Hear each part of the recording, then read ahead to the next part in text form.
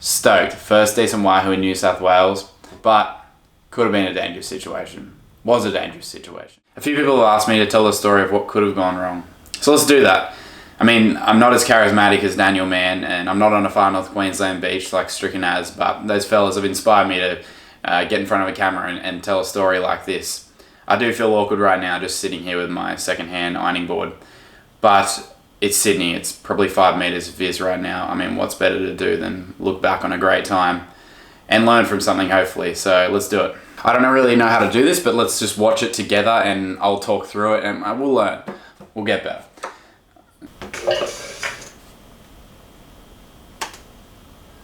Okay, so firstly, wahoo. I've had a short-lived relationship with wahoo. My first experience being very frustrating. I got dropped up on this spot. It was the first dive of the day, first dive of this trip on a spot that was known for wahoo.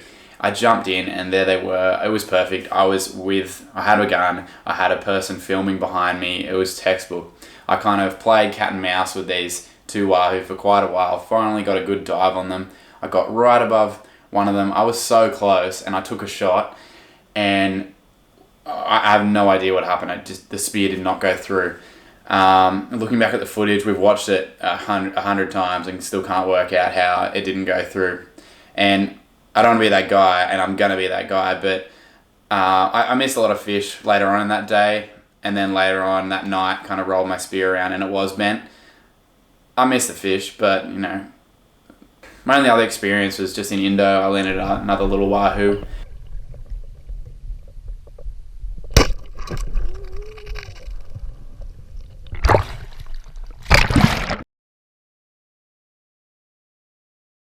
So to land a wahoo in New South Wales was a pretty big deal for me. And that's what we're going to talk about today, my first wahoo in New South Wales, and yeah, an exciting fish for me.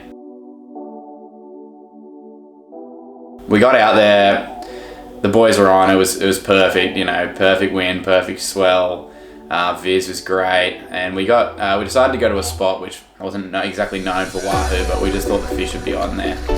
We got in, it was looking pretty good for bait and such, but we'd been diving for a while and hadn't seen anything.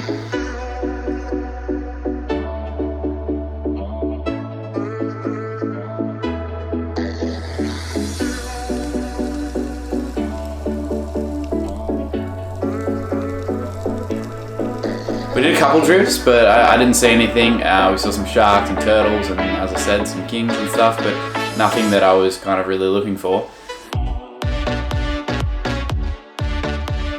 So finally, after some diving, I decided to kick it up a notch and take some burley.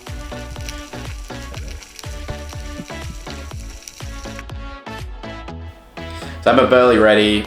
I got the boatie to drop me on the top side of the reef that we were diving, just where there was more bait kind of hanging around. Yeah, just in front of us. Yeah, exactly.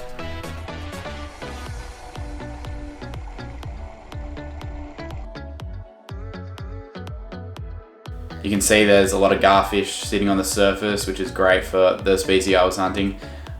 Once again, I was burling, there's bait everywhere, garfish, I'd see some kingfish a bit further down, and yeah, I kept chumming, and then, I'm not sure what happened to the GoPro footage here, but as I was chumming, I just looked up and just see a wahoo, two wahoo actually in front of me, and I dived down, still a knife in hand as I'd been chumming, and I'll just let it roll.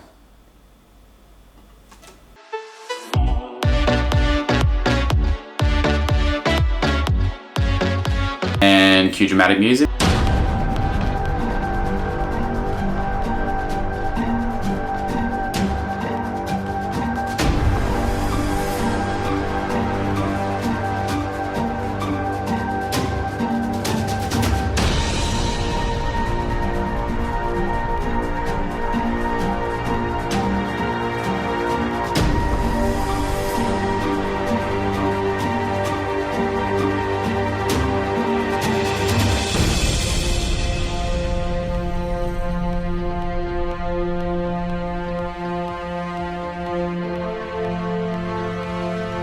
Yeah, that was dramatic.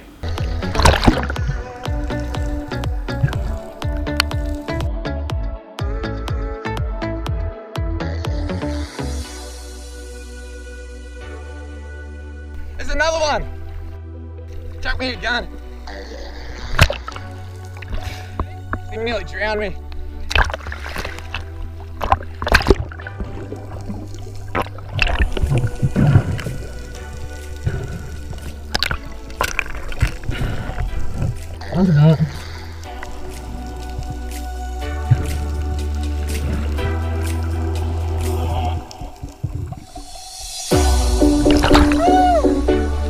Yes!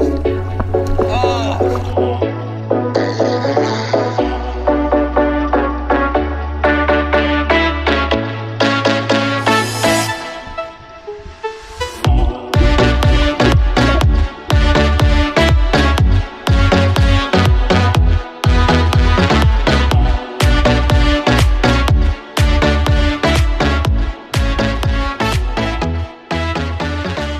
Stoked. First decent wahoo in New South Wales.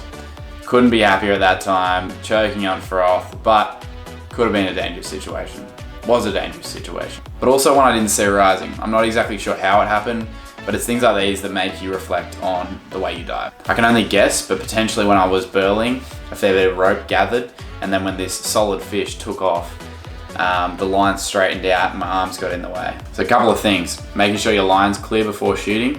You know, if you got a big Sydney red Moong in front of you, you got to make sure everything's in check before all hell breaks loose. So tell me what you dive with. Knife positioning. This is a big reason why we dive with knives, so you can cut things. You got to reflect on where the position of your knife is on your body. Can you grab with both hands if your left arm or your right arm's stuck? Remember that you can drop your weight belt. If getting to the surface is a priority, you don't need your weight belt. And most importantly, keeping your dive buddy close to help you if you need. Yeah, good. Glad I finally got to tell the story behind that wahoo, and glad you got to see the good and the bad of that situation. Not sure how I feel about this, but if there's anything in particular you want to see or hear, feel free to drop a comment on YouTube or slide in me DMs. Like every other diver, I've got plenty of untold stories and unseen footage, but until then, cheers.